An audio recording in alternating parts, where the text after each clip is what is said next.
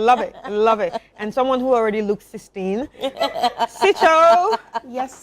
sweet Chris. 16. How Yes, are yes. you? I'm very well, thank you. How's everything? Not bad. Work? Great. Acting? Good.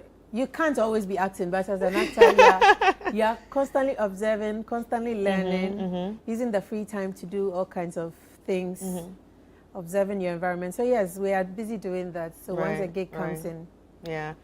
Hi, and okay, that's actually nice to hear. I was gonna ask you, how is it like being a mommy with your teens? But obviously, I always tell my friends, teen mom is very different from Baby when you're mom. baby moms, because recently I was having this discussion with my parents. I said, once they are after 14, it's as if they are just your friends. Yeah. They want to get away and be on their own and do other things. So I always say, enjoy the moments where you have with them, because it goes by so quick. I know, right? And now you literally be saying, won't you come and sit Won't you by stay me? with me?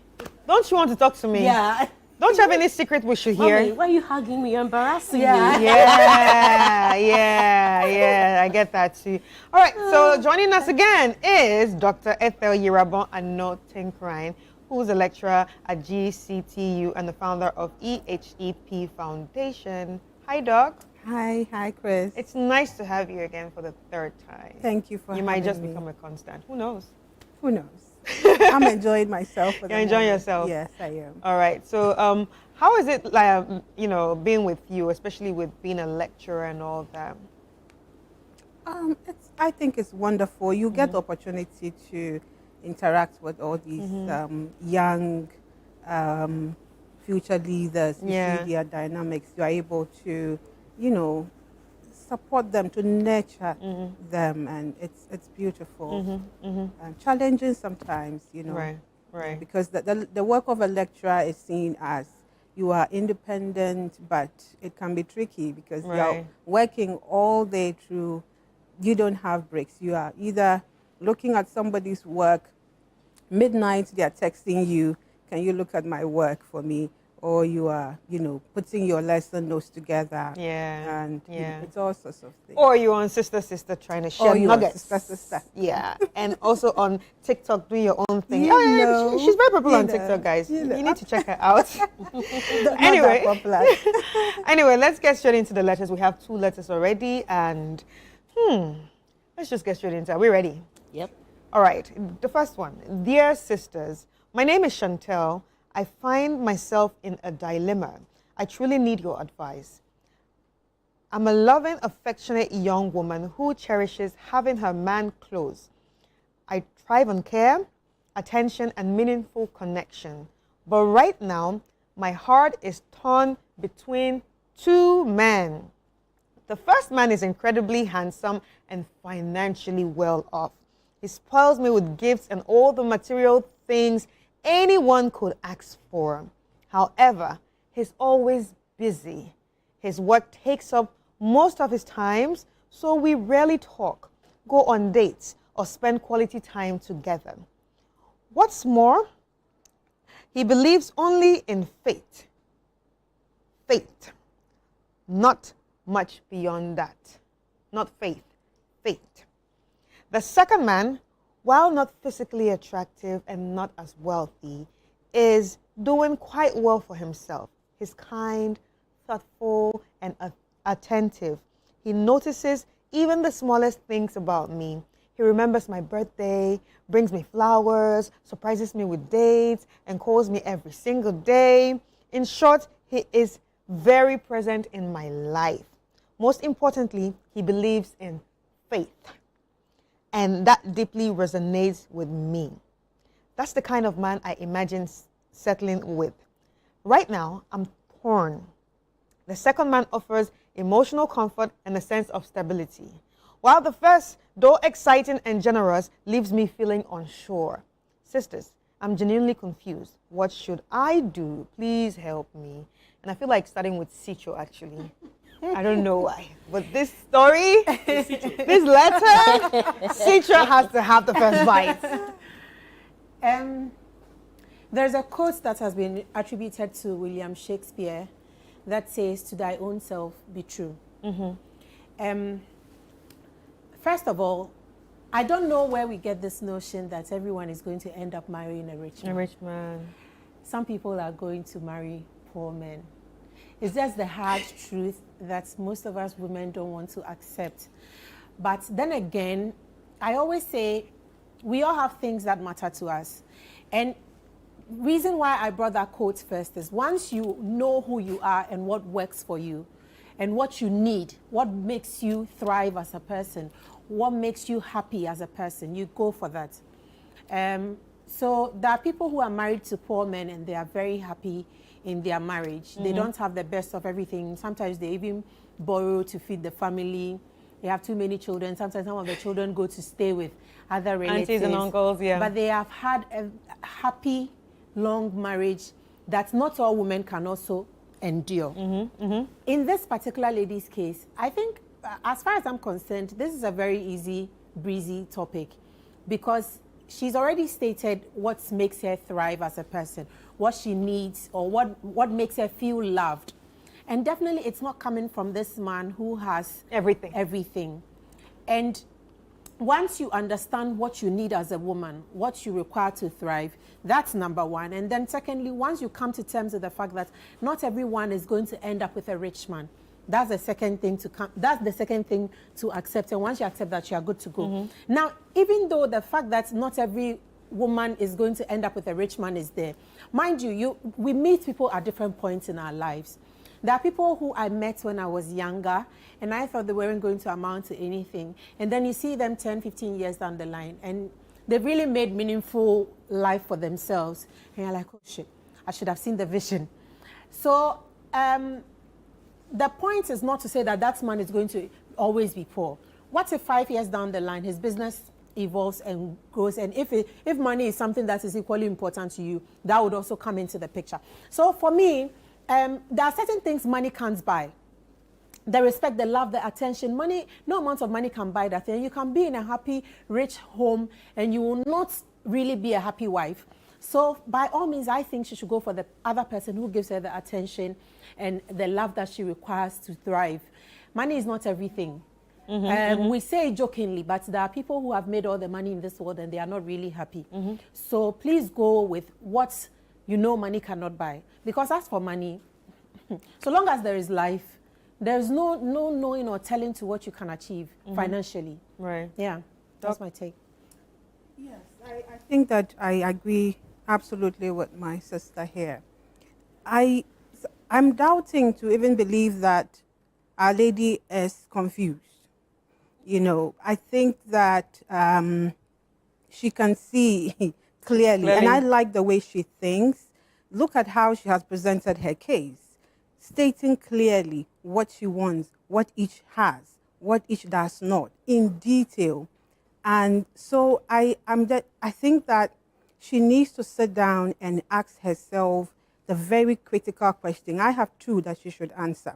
One, do I want a life of gifts or do I want a life of love? Number two, do I want a man that I can show off or do I want a man that can show up for me? What do you want exactly? You need to be true to yourself so that you go for that which can sustain you in that marriage. I always say that what you are giving at the beginning or at the pre-marriage state is what you are going to receive times 2, if not raised to the power 2. It's going to double. So he's not there now. He won't be there, and it will be worse. And at that time, you can't complain because you taught him that you were okay without his presence, and the money was what you wanted. So at that time, you can't complain. And you must know that, I mean, you might be going in for that, what we call a lonely or a single married woman. He's going to leave you single.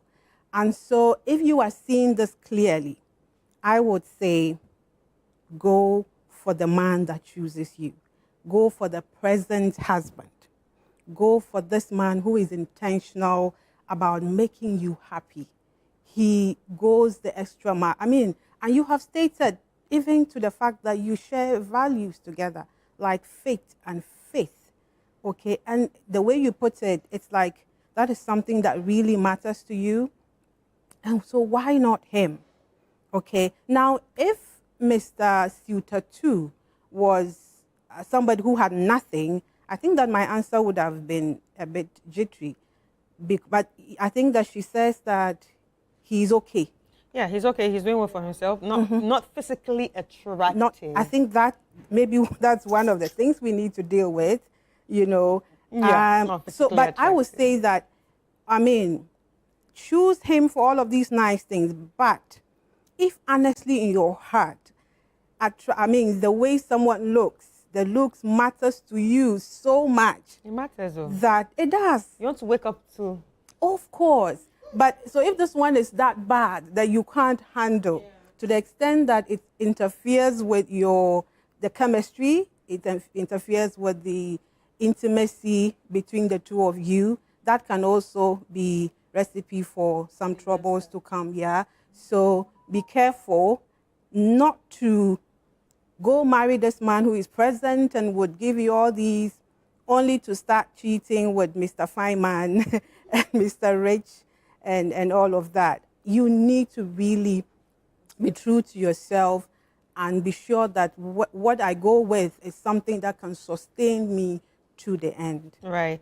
This actually reminds me of what Sicho has said one time on the show, you know, that she would advise people to go for rich men. Because, you know, along the line, that person who you met when he was not rich, when he becomes rich, might change and you might not be his taste. My point out of I was going to ask you, I was even going to ask you that, do you think is what will do you think is what is going to come at play right now? Yeah, that's especially for not being good looking. See, I was actually surprised Sicho's submissions. I was expecting it to be on the other side. She said because she is all for the baby girl loving and, you know, the money. So not like all for, but I'm just saying that usually she would, you know. But from where I sit, let's take out the faith and the faith, because for me that's the deciding factor for me. I was watching this movie where the man was a normal gentleman who was working normally, and then there was an issue in the office, and it had to do with getting promoted to a next level. So there was competition at play, a lot of things that he got suddenly busy. And then his girlfriend just couldn't understand why he's busy. He was so busy, didn't have enough time for her, wouldn't pick her calls sometimes. And even when he picks his calls, look, I'm doing this, I'm in a meeting with this person, she would even storm the guy's house, and the guy is actually in a meeting with a colleague. But she doesn't understand why the guy was not giving her that attention, because he felt that was her love language. What I'm trying to say is that people who are very, very busy, sometimes they tend to not give affection because they just can't. At that point. At that point. They don't have the time to do it. And then some people also give all the love and attention because they have time on their hands. So they can afford to give you some kind of love and attention. From where I sit, and I believe a few people will bear testimony to that, that when you're dating someone, sometimes the attention is there. They call you every day. What have you eaten? What are we having for lunch today? What are we doing this weekend? It's a holiday. What are we planning? But I realize that once you get married, and then all of a sudden, the attention just vanishes, because there's a difference between hunting and just taking care of your home. So for some men, whilst they are hunting and all those things, they do all the niceties for you. They give you all the attention, all the time they can give. Besides, that is what money can buy. That's what they'll give you. But you realize that when stuff happen, they also suddenly also get busy. Sometimes you don't even need to do something, like they don't even need to do a more demanding work, but they also just get busy. And they might not have enough time for you. Now, my only problem here is that because she's tasted the best of two worlds, when somebody gives you that much love, that much care, that much attention, and resonates with you emotionally, it's very difficult for you to say the person is not good looking.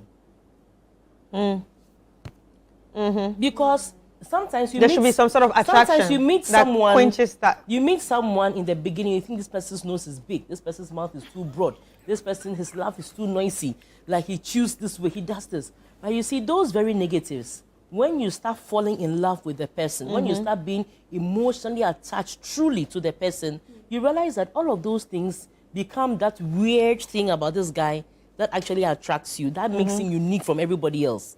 So all of a sudden, hey, you understand? You start making comments like that. So I'm thinking that the fact that you are saying that he resonates with you emotionally, has time and attention for you, I'm thinking that love and attention, is it truly your love language, or is what you think a man is supposed to do for his girlfriend? Spend time, love, and attention on you. Because you're not talking about him, even though you're giving his points. I'm not seeing the factor that the only one you were definite about was the faith bit. And for me, the faith bit is very important. That's why I said I'll start my submission taking away the faith and the faith element. Because what's going to happen is that if you were in a relationship with this guy too, when something starts going wrong, then you start telling yourself, if I had known, I should have gone for the first one. Because after they pay, at least the first one had more money. You start making comments like that. But when it comes to issues of faith and faith, especially of faith, these are things that are not tangible, that you can't touch. There is no scientific proof for it. It's just your belief. And sometimes these things, they are very difficult to change or to alter. So that is the only reason why I would say stick to number 2.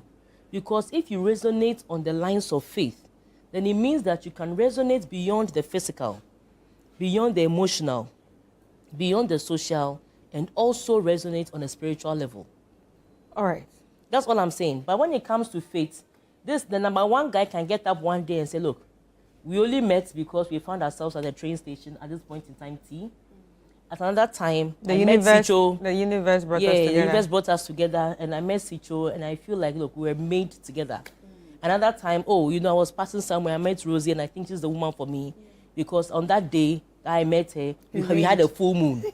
Yes, a full moon moment. And then we are astrologically aligned, things like that. So those ones, you can't explain them away. So for me, when it comes to the dynamics, it's neither here nor there, and can understand that she's confused. But when it comes to the issue of faith and faith, then I will say that then stick with the one that resonates with your faith. Right. So, Sicho, before you even answer, what if the faith that he's showing is, something that he's just doing just because he knows that she's a also faith girl. Spiritual. Yeah, because people come and they'll tell you, hey, I'm this in church, I'm that in church. Oh, we see it all the time. Like we talked about it last week. Yeah. Everything church, just because, she's a church girl. We've already spoken about this before, where I mentioned that men are wired in a way that they will do whatever it takes to win. To hunt you. Or to hunt you, or to get you at any point in time. So that's something to be aware of. And for me, reason why I had advised initially that she should go for the one that I had already said, that know thyself. And it was clear that this lady had things that she liked, which was the attention, the blah, blah, blah, the faith, and all those things. Yeah. Personally, I wouldn't go for that guy who is now making it to the top, because I enjoy the baby girl life. I think I've paid my dues when it comes to. I say that all the time. Like let's struggle together. Yes, I think I've paid my dues in that regard. In my young days, I did the let's struggle together. I remember I was dating this guy who had a Vento, a VW Vento, and when it was raining, we would be driving going to a Cropon, and I would be holding, the rain would come into the car, so I would have to hold the window and all that stuff. My breast. Check your muscles. My breast. So I think I've paid my dues in that regard. And I at this point in my life, I'm not looking for that. Yeah. If it's struggling, I can struggle alone all by myself. Right. I don't need a second person to struggle with. But again, it's also because when you have matured and been through life and experienced certain things, there are just certain things that don't work for you at that point in your life. But if you are still the lovey-dovey, I need his attention, I can marry someone who is a pilot, for example. He can go for 3 months and come back home and spend 1 month with us. And I'm really chill. I always say I can marry a soldier who will go to war, and if he wants to go and die. But you get what I'm saying? I think at every point in your life, there are things that matter to you and things that don't really matter to you. And to this lady in question, it seems attention, and love and faith and those things are things that she thrives on. So it's perfect for her to go with that one, because honestly, another thing too is there are women who cannot live with someone who is an expatriate, for example, and lives 2 months in another country and comes home for 1 month. There are women she will go with him. I personally can, because I think I've evolved to the point where I'm happy with my own company. Recently, my mom was saying, you never come out of your room. To come out and do what? What are we coming to talk about? Like, I'm okay being in my own space. I can be in the room 1 week. Nobody will know I'm there if I'm not going anywhere. But there are other women who can't. If they are not with their friend or their partner or somebody, it's like the world is coming to an end. If you are that type of a woman, then you can't be with a man who is constantly busy. Again, there's a tricky part to this busy thing. I always say when somebody is busy and they really care about you, you will feel it. True. Look, I've dated people who will say, listen, I'm going to have a rough day today, blah, blah, blah. I have meetings upon meetings. And even in between meetings, how are you doing? How's your day going? Blah, blah, blah, blah, blah. Anyway, I'll get back to you. Yeah, bye. Yeah. The people who care about you are never busy. So anytime a man uses busy as an excuse, no matter how rich you are, be Bill Gates, be Trump, be whoever, I'm not interested. Because life is not all about money. Even though it's money, look, you can be rich and the things are there, but you're not happy. So there's a thin line between the whole happiness thing and the whole I want to be a baby girl thing. There's a very thin line. If you are rich and I don't get any attention at all, and you travel and I don't hear from you, and you probably even have another family in another country, which I will never know of, no, I don't want to be with you. Because even though, yes, I have paid my dues and I don't want a poor man, I also don't want a rich man just for rich man's sake. Does that make sense? Yeah. It's a very thin line. Yeah. I want a rich man who loves me, who cares for me, who understands my trauma and wants to hug it out of me, not just any man. So we actually have some messages from our Facebook page, which is Sister Sister. You can go check it out. The letters are dropped there, and you can actually leave your comments there too. All right, so this one's for Positive Lens. For the fact that you accepted a second proposal means you no longer love your first boyfriend. It's better you reason beyond material things and go for what you really want, because life is beyond material stuff. Well, material stuff are beautiful. Ibns McCaffrey says, what exactly do you want? We're asking the same thing. Yeah. Just choose the one who gives you what you want, and damn the consequences. You might soon lose both. True. From Vanessa, Airports Accra. Chantel, follow the man who feeds your soul, not your closet. Emotional presence and shared values like faith create a lasting foundation. Don't ignore what your heart already knows. From Daniel, sis, material things fade, but genuine love and consistency stays. The second man sounds like he's already practicing husband energy. Don't confuse excitement with stability.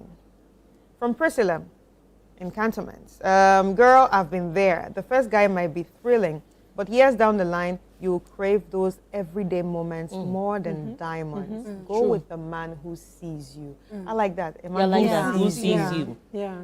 Abina Bequin says, please pray to God for guidance. I know what I'm saying. Seek the face of God. Tell God to show you a sign. Sometimes people like this, if God shows the sign, they'll still not listen. But then again, just be quiet and then listen. From Irama in Abosokai, don't settle for less than emotional connection. Faith and attentiveness says a lot about a man's character. Choose the one who already treats you like a queen. Jerome in East Legon, as a man, I'll tell you, if he's too busy to show up for you now, that's not changing. The second guy, he's showing you what love in action looks like. Van Eyck says, choose the first one because that's the one you really want. That's a tricky part about some of these. Yeah, because no, she's a dilemma. I don't know if it's a sarcastic comment, but yeah. And then Enoch in Kaswa says, Chantel, your spirit is crying out for depth and connection. The second man may not be flashy, but he sounds real. Faith and consistency are sexy too. Yeah. All right, I love the messages. I love everything everyone is saying. And I think we're all speaking the same language, which is, follow where your heart is. But my fear, my biggest fear, is, I hope the second guy is not doing this just for, let me get her first. People change. That's why it's always important that you make a decision that you know you can live with for the rest of your life. Things like who to settle with is not a decision you can make easily. The pray about it factor is very important. But then also, is it something you know you can live with for the rest of your life? That's where the knowing yourself is very, very important. If you know you cannot live with an ugly man, don't go and marry an ugly man because you end up just cheating. If you know you cannot be with a poor man, don't go and marry a poor man because you end up cheating. If you know you cannot marry a man who doesn't give you attention, don't go and marry a man who is constantly busy and using his busy as an excuse every day. Find someone who will give you. Sometimes the two may not even be what you need. Yeah, I'm thinking and maybe you need to leave both. And maybe the two is not even what she wants. It's not always. Oh, she wants between, one of them. If that's the case for you, fine. But sometimes. What makes you think he's not good looking? If you are not good looking in my eyes, you are not good looking. Because beauty lies in the eyes of the beholder. You see, and the good looking bit, people not good looking as in universally good looking, but attractive to me. Yeah, it's very, very important. That's the thing. Anyway. You can be angry at somebody, and when the person walks in, you want to just murder them. Like you are insulting the person. But this guy fine, you know. And mind you, you need to go with people who you know you want your kids to look like. Wait. It matters to me a lot. Yes. If you are the to the point where I don't want any of my children to look like you, there's no way in hell. Like people like that, you end up taking morning after pill just to make sure you never get pregnant for them. Anyway, ladies and gentlemen, let's take a quick break, and when we come back, we will get into the second story.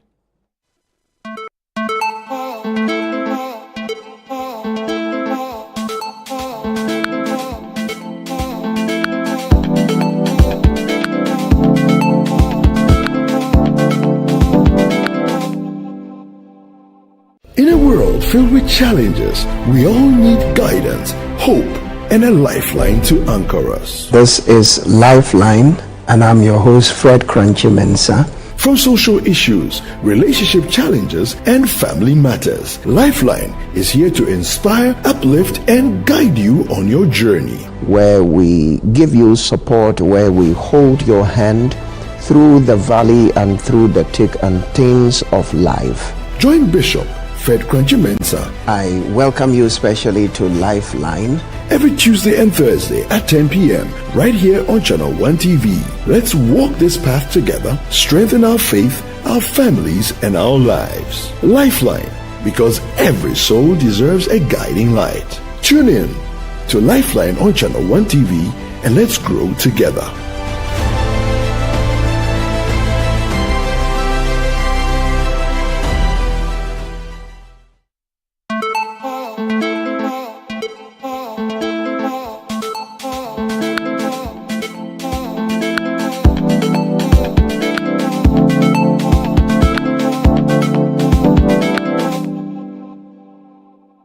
All right, welcome back, ladies and gentlemen. It's sister, right here on Channel 1 TV. And if you're listening, it's 97.3 City FM.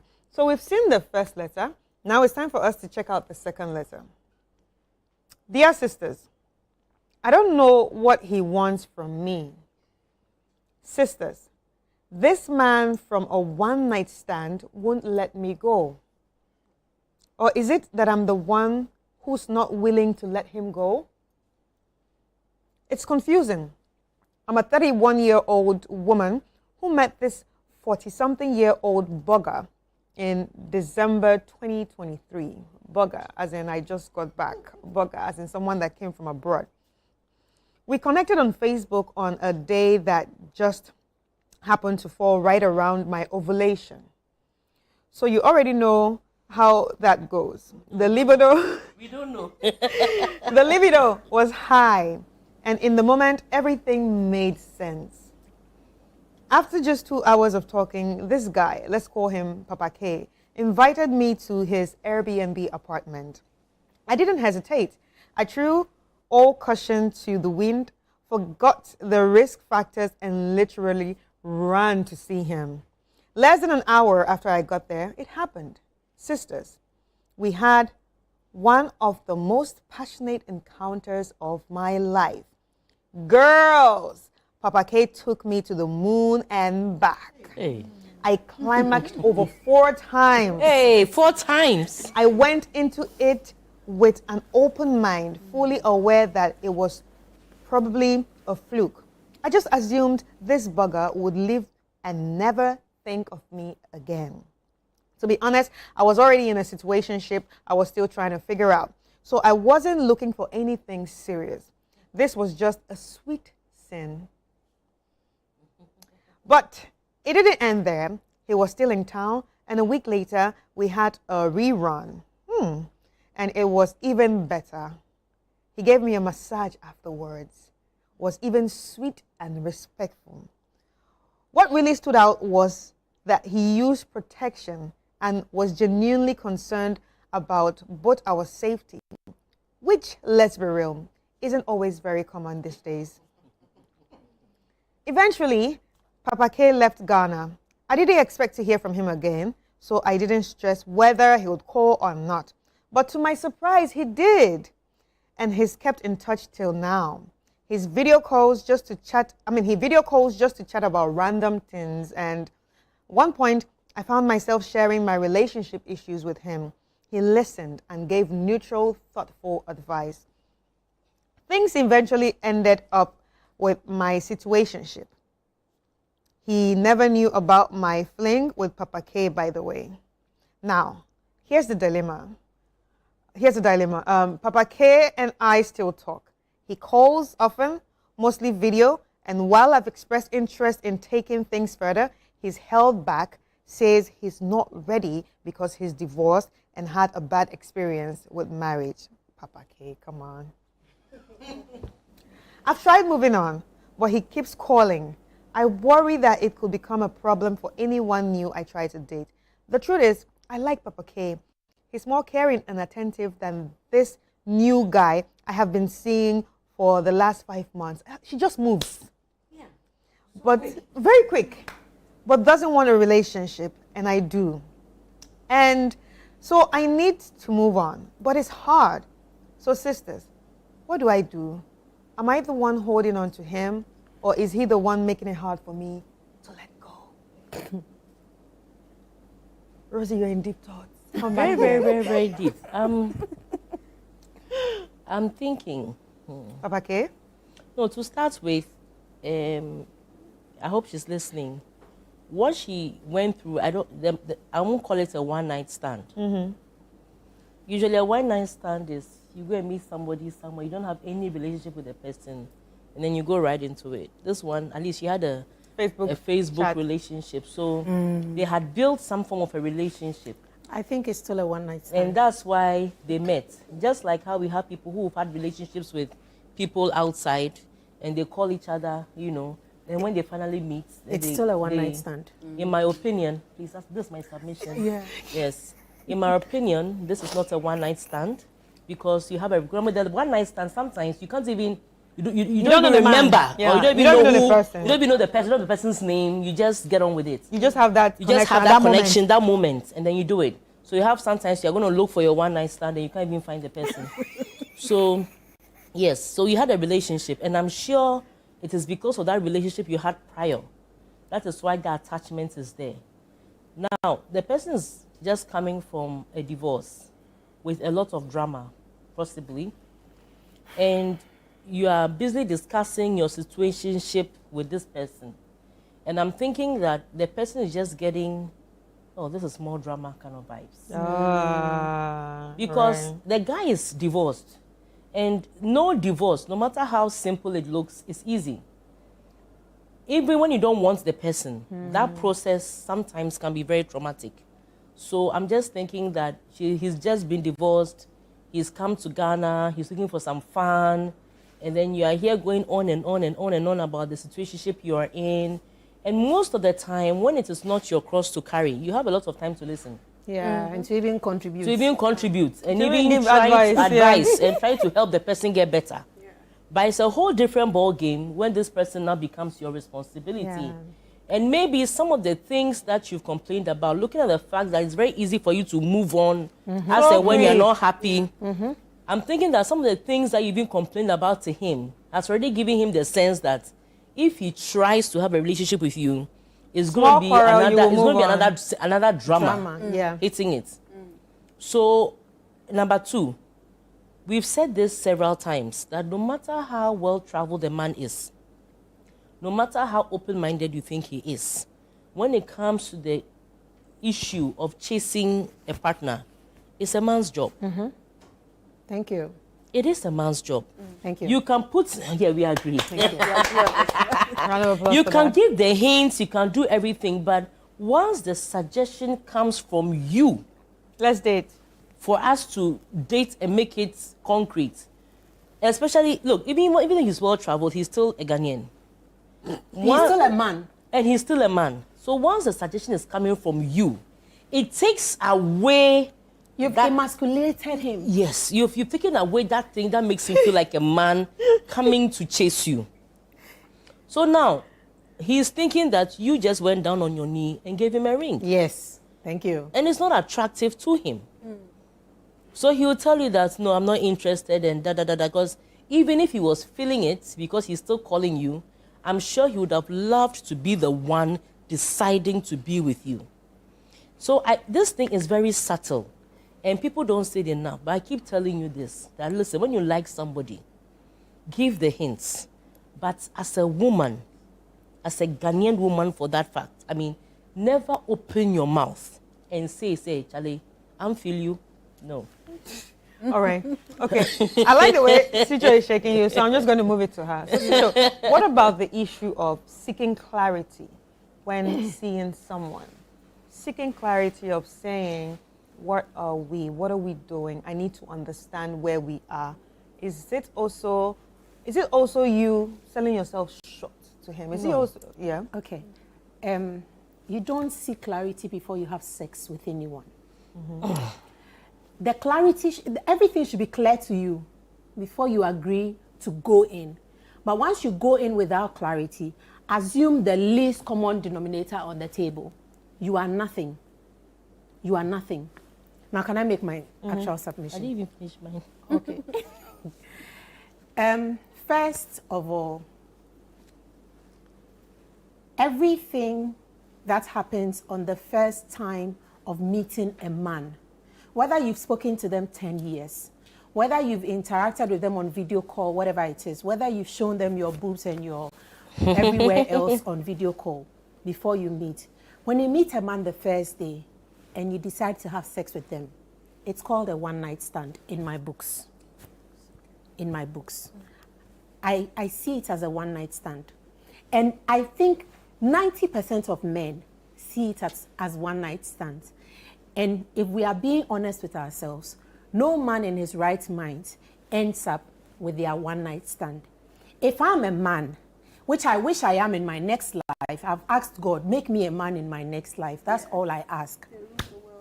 If I'm a man and I meet you the first time and I end up having intercourse with you, there is no way on planet Earth, me, Sichofe, male Sichofe, will want to have any form of relationship with you. We can call this patriarchy, we can call it whatever, but that's how I think men are wired naturally to be. There are a few, maybe 1 or 2%, which will ignore that and still want something serious with you. A man doesn't care if you are ovulating. What he sees is a weak woman who has no self-control, who lacks any sense of boundary, and will give.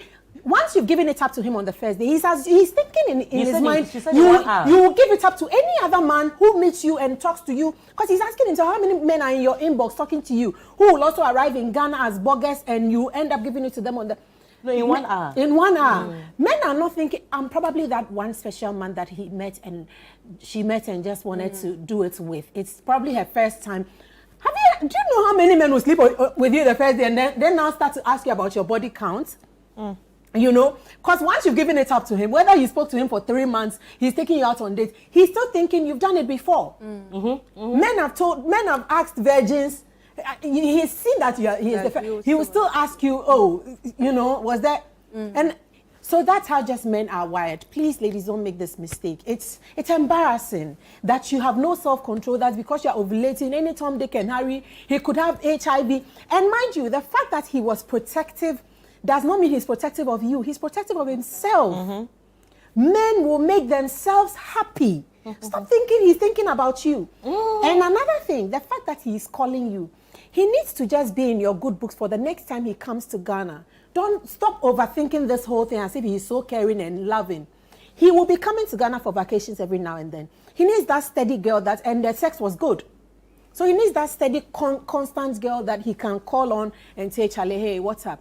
And unfortunately, he now knows that you have a situationship. You had a situationship at the time you were having intercourse with him. He's not taking you seriously. He's discussing all that with you. He's not going to take it seriously because he's always going to think, I'm away wherever he comes from, and I come in every now and then. So does that mean she has other situationships that if I even start dating her seriously, they can come into town and do stuff with her and nobody will know about it?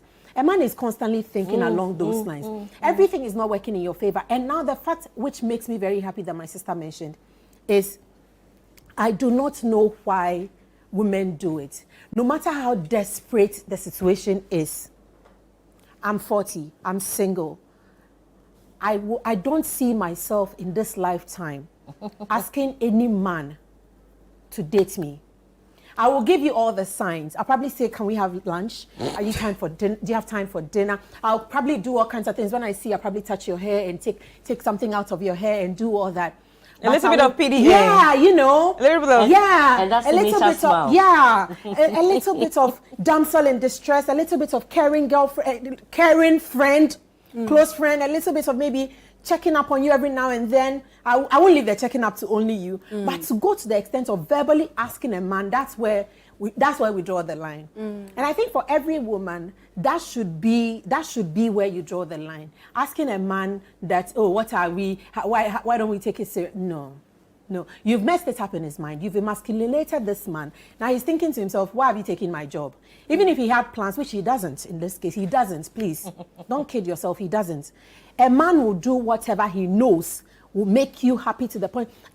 You and I know men who will keep you at an arm's length so long as they know that keeping you there is an assurance that every time they can come for you. Yeah. There are men who don't necessarily love you. Men, we know in this forum that men even marry women they don't love. And now you are thinking to yourself, he can't just call you every now and then constantly to make sure that when he comes to Accra, he can have you. Are you joking? And it's cheaper for him. It's cheaper for him because now you are there. If he comes to town and he doesn't have any money. As opposed to actually paying for it. Yeah. So yeah. And you showed him that you give it to him. Out. Yeah. You showed him that you give it to him without actually demanding anything. Not a single date, not any gift, nothing. You've given it up on a silver platter. You're not coming to ask for a relationship. Madam. I can't think about the first night, no. You Yes. go for orgasms. That means that you showed your proficiency level. Exactly. You showed that you dear Chale. Or he was good. No, you showed your proficiency he level. could have been just good. All right, No matter how good a man is, it's not an excuse. Doc, Yeah. what are your thoughts? Well, I think that I like the way this man has been so honest with our dear sister. Yeah. You know, he seems to be a very straightforward person. He has not minced words. In fact, he's gone straight to say, I'm not interested in a relationship. You know, we have men who would do things and even say that they want to then act like they don't. But in all, everything we are hearing, it appears he's been very straightforward, very honest. Blunt. I've given you what I have. You've taken what you, and I've told you, no, I don't want to go as far. You also know what you want, and I don't want to go there. And this is what men do, like Sisho just says. They will keep taking what you are ready to give freely. They will keep taking. So long as it satisfies a certain need of theirs right now, and you are ready, and you've shown it clearly that, for you don't care. It might have been during your ovulation. It's good that you identified that, but I don't know why after that. But I think we blame ovulation a lot these days. Maybe. After that, what happened? The only one that does not. Is it that at every ovulation? Oh, I do something. Maybe I happens. do, but I have to know you. It took me time to realize that's what actually happens, But I think that she is being a bit careless, and it's not a good thing. It might look like, oh, everybody does that. Yeah. But you need to be careful of your life. She's too much all over the place, and throwing care away is not something fancy.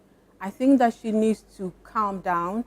Like my sisters have said, I don't want to go over and over, because look, you have set a stage where you are no longer that person that this man would want.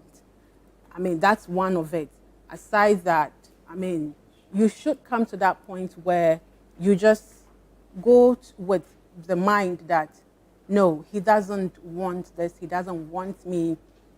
And because she began with that kind of thinking, and then she lost it because of the plenty calls and the care. But like they have said, it is all because he wants something that you are ready to supply. He doesn't love you. And so just leave it here. Stop hooking up on the fantasy. It's just something fancy you have in your head. You are still being too much of a bit childish, if I should say. I think that if she would calm herself down and really ask herself where she's going with all of this running around. So should she stop calling him, or should she tell him to stop calling? I think that she should stop picking up his calls. It appears he does the calling. If you tell him, oh, let's end it, he won't listen to you. So block him. Because he knows you are not. Yes, so stop picking his calls or just block him, and that's it. Mourn whatever there was, whatever that, 4 times orgasm, mourn it, and know that this is not good for you. It will not take you anywhere good. Let it go. Anyway, let's get into some Facebook comments. This is from Amma here in Accra, Ghana. Sister, let me tell you plain, you are catching feelings for someone who already told you he's not ready. No matter how sweet Papa K is, you are the one holding on. Cut the cord before your heart is shattered. Chidi from Lagos, Nigeria. Hi, Chidi. He said, let me read it out. Let me read it how I'm saying it. No, we love it when people from other. Now you they do yourself for.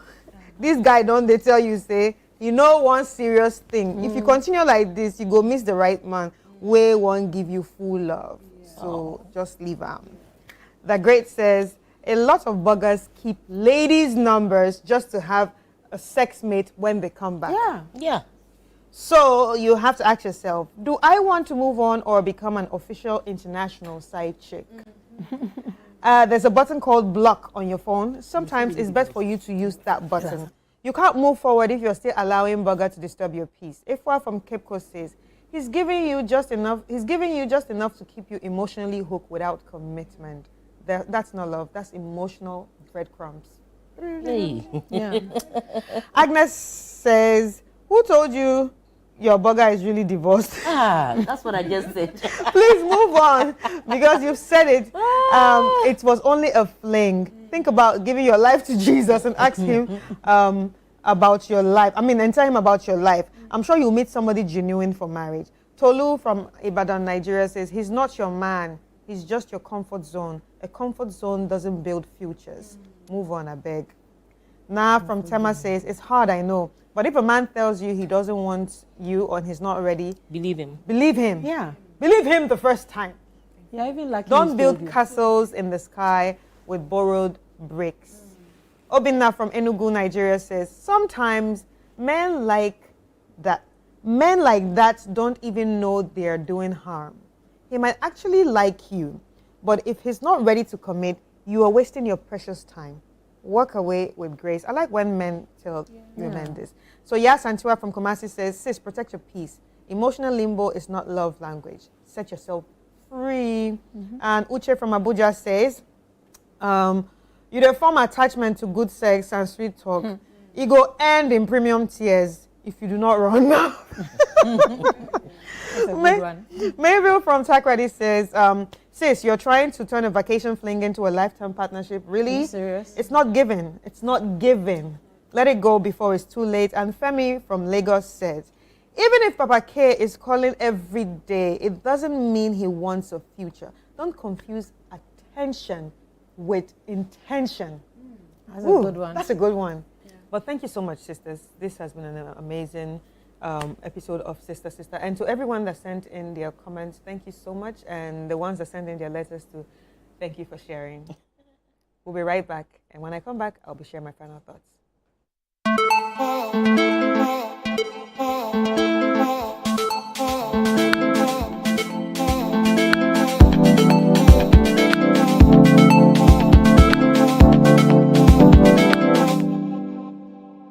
Welcome. It's Play to Aid. Get ready for the game show where every play has a purpose. Welcome to Play to Aid, the only game show where your knowledge and skill don't just win you prizes, they help change lives. What sport is considered the most popular in the world? Football. Every point you earn goes toward real-world support, from school supplies to health kits, clean water to emergency relief. Play smart, play big, play to aid. Catch all the action, the drama, and the heat. Most commonly spoken language in Brazil. Portuguese. Play to Aid every Sunday at 3:30 p.m. only on Channel 1 TV. Edna, let's begin. The Play to Aid game show is proudly sponsored by Tank Palace, Giraffe Island, and VVIP.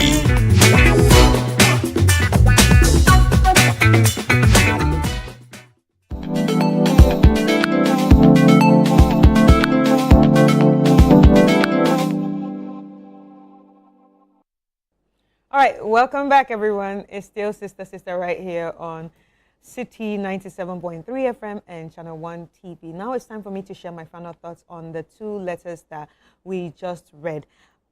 And I'm going to be starting with the first one about lady being confused about two men.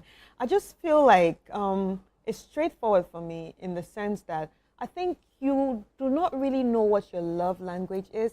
The minute you figure out what your love language is or languages are, you can actually choose between the two men. Like Rosie said, being busy probably does not mean that the person does not care for you.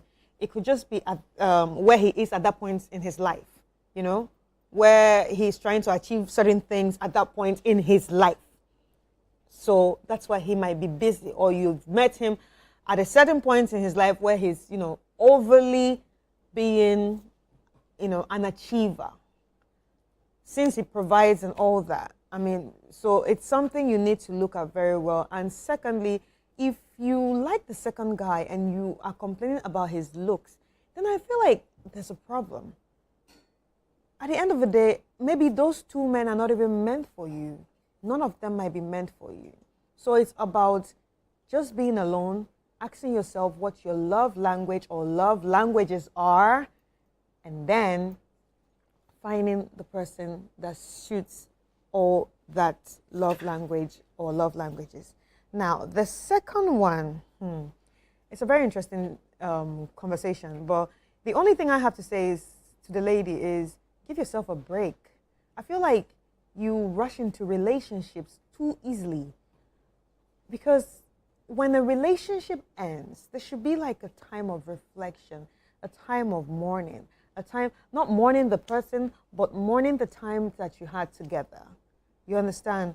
And also thinking about how to do things differently, and also reflecting on what happened, what could have happened. You understand? And even just giving yourself a, you know, some time, like time to love yourself and not go through all that stress and mumbo jumbo again. But from your letter, you were in a situationship, then you went to have a fling, then after that, you were still in your situationship, then the situationship left you, and you're still talking to the fling, and the fling was advising you, and then there's a 5-month relationship. All of a sudden, I mean, it's just too much. Like, you need to breathe as a human being, like, breathe. It's not a competition. It's not a competition to be in a relationship. You need to have a relationship with yourself first. You need to learn to love yourself first. When you love yourself properly, then someone can actually love you the way you want to be loved. You can't go around looking for love in the wrong places when you have not actually done the homework of loving yourself first. Anyway, thank you for joining us on this episode of Sister System. Thank you so much to our sponsors, Gino, for holding us down, and also to each and everyone who sent in their letters and comments. Thank you for being part of the show. To the sisters, they are amazing. My name is Kata. See you next week.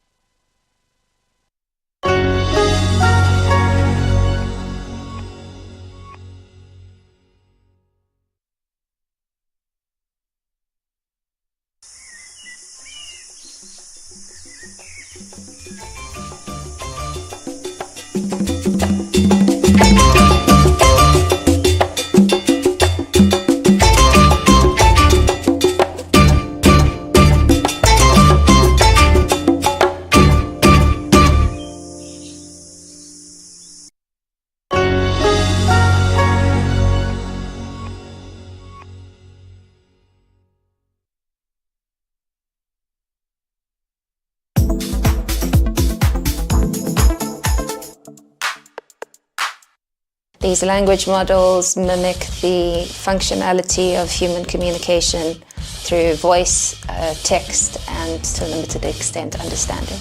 The goal is to actually help business owners convert sales without necessarily being always there to answer inquiries from prospects and customers.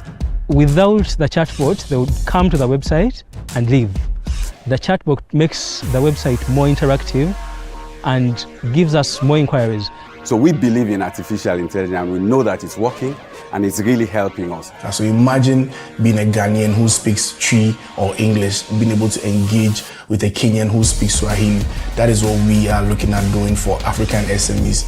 We really wanted to create a place and a home for African talent to execute their skills in a way that could transform their communities.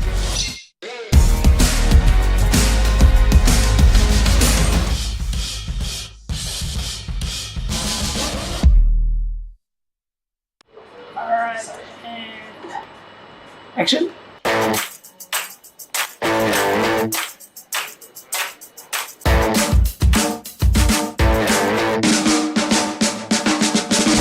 My name is Bilunomi Mwilwa, and I'm the CEO of Lelapa AI. The flagship product that we have on offering, which is language technology for African languages, is Vula Vula. So at Lelapa AI, we use AI technology to build language models. These language models mimic the functionality of human communication through voice, text, and somewhat, to a limited extent, understanding. Africa is a place that is faced with many developmental issues as a result of our histories, and there is a significant opportunity to really make a difference in many, many people's lives. Technology is something that can significantly help with that. AI technology is in a particular position to make that change, have increased impact, increased scale, and at a lower cost as well. But in order for technology to be able to have impact on a community, it has to speak the same language of the community. If people need to be heard, people need to be understood, people need to issue instructions, then there needs to be no language gap in order for that to happen. So if we're going to leapfrog all these developmental challenges, that means Africa can be a place that is better for more people, we need to solve the language problem first, and that's what we're tackling. So Vula Vula is a language AI as a service model. What that means is it is our API that connects all of the language as a service capabilities that someone would probably normally need to get separately. So it includes translation, it includes transcription, it includes analysis, it includes conversation, and speak. Speak is I speak in my language, it gets translated and you hear it in the language that you speak. So what Bula Bula is a kind of a conglomerate of all of these different services. And the great thing about it is that as it is a language AI as a service model, is that it connects all of these different capabilities into one. Lelapa AI is really an enabler. That's how we see ourselves. We're building the technology for local businesses and local organizations. So part of that is in our data creation and model creation process, where we engage cultural experts, we engage linguists to ensure that the language that we capture is not just a communication tool, but as far as we are able to also captures the nuance of the local environment and the culture that describes it. But then we also work alongside local organizations in order to make sure that our technology is as easy as possible to consume so that people can build with it. We know that we can't tackle the problem all on our own, but if we enable local businesses, small businesses to use the technology to broaden their reach, then we've done our job. On our end, really the integrity and responsible AI is quite a critical part of what we do. But at the same time, it's really important that we build policy and regulation that is in line with our context and our situation, because our citizens will not necessarily know enough, and it is incumbent on us as the ones that are existing and are building this ecosystem to ensure that both the citizens and the policymakers and the governments are also aware of their roles, their responsibilities, and also what they get access to as a result of this ecosystem. So we are currently developing competencies in our transcription domain. For our conversational AI, though, that is multilingual already. So whether you're in West, East, or Southern Africa, you would be able to use that capability. It works just fine. Translation at the moment for us has some Southern African languages, it has some West African, some East African, so there is a wider range across languages. And for the analysis capability, again, a mixture, and the speech capabilities at the moment is just Southern African. So we do have our fingers all across the continent at the moment, but I suppose the fingers are different widths because we don't have language parity across all of our features yet. I think Lelapa AI is really a collective hope for technology in the future to represent the future that we want to build.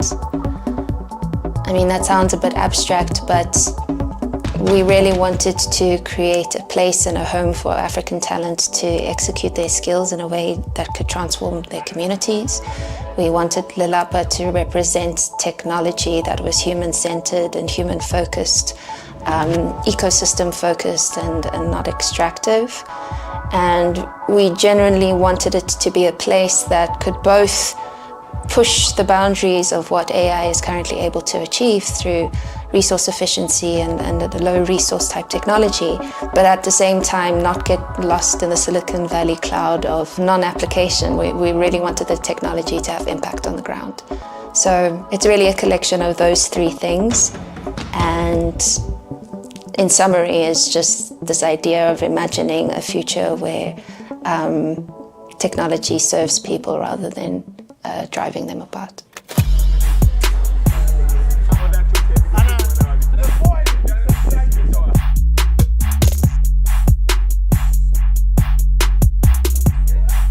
I'm Susu Alfred, the Chief Product Officer at Kopianto AI. I'm Alex Boateng, and I'm the CTO at Kopianto AI. My name is Timothy Afrani-Wasari. I'm the CEO and co-founder at Kopianto AI. Kopianto AI is a conversational enterprise search platform for customer experience. So we're actually all entrepreneurs in training at MEST, which is the Meltwater Entrepreneur School of Technology. So we actually met at MEST, and that's where we started Kopianto. Kopianto is actually a local Ghanaian slang. Back in the days when you were young and you are in school and then you copy someone's work, or you look at someone's work just so you can get yours done faster. So that's really what Kopianto means. You know, when we started Kopianto, there wasn't anything like all this AI hype and all that. AI wasn't a big thing then, and so it was just us exploring something that we were really passionate about. And then suddenly, a year after, AI just exploded and AI is everywhere. So you can imagine how we had to educate the Ghanaian market, because at that time, people weren't very conversant with what AI was at the time.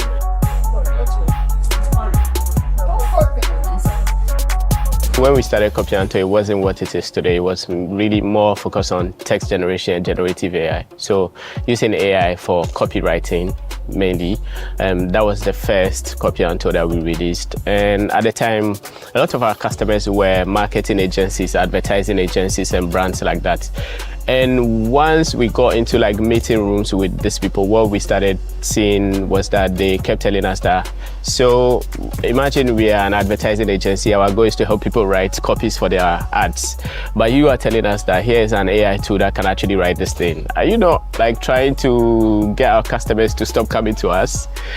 We did some convincing, we had to do some convincing to let them understand that it's not really that. The goal is to help you be more efficient. At the end of the day, we were able to sign up some of them. The most important thing is having customers feel or see the value in what you are doing.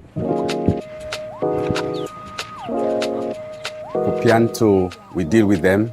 We have the AI suite that they have developed on our website, and this is really helping us to deal with the students very well. Most of the time we have a lot of questions from students, and we've been in a situation before that is so challenging where students ask a lot of questions and marketing unit is not able to respond, you know, like timely to these questions that they may have asked. So we had a very good discussion with our provost, and he thought that definitely we'll need an AI component that will help us to aid the students in getting the relevant information that they need from time to time. So we were able to contact Kopianto about this, and they were able to integrate it very well into our website. Now you see lots of questions coming in, and when we check the history, we see that the system is learning every day and giving very good results to the students. We're very satisfied with the service so far because it can virtually do everything that we want. So we believe in artificial intelligence, and we know that it's working and it's really helping us. Finding new solutions, building new features, and making customers excited. That's what excites me. So now we just go, we demo the product. You want to do this, you type it out. Just tell it, I want to generate a meal, so, and do that. Generate this for me, do that for me. You put the prompt in, it gives you the answer. Then you're like, oh wait, it works. Then try it again, it works. You try it again, it works. Then you're like, oh okay, it does work. Prior to that time, there's nothing like this. Yeah, it's strange. Like it's strange, yeah. So they have to use the product to believe it works. Yeah, if you say anything, it's like, yeah, that's talking out of your mouth. For localizing the solution, it's not something that we've done yet. The way we're looking at it is like generating content in like tree, aware, and all that, but that's not a route we want to go yet. The challenge with localizing the Ghanaian market is Ghanaian market don't pay. So we're looking at going global. So our target was, okay, we'll start off global. When we succeed in making some revenue to keep the business afloat, then we'll look at localizing the platform for Ghanaians. So in the next 10-15 years, we think Kopianto is going to be like a global brand in the world of AI, especially in Africa. We want to be the organization that empowers businesses and other organizations to embrace and leverage the power of AI to the full scale.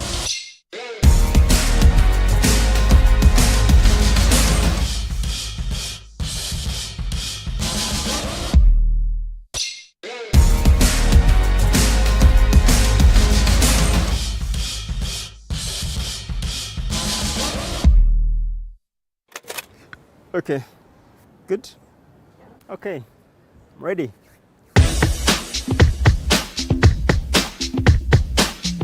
Hi, my name is Ethan Bampere, and I'm the team leader at Nexa AI.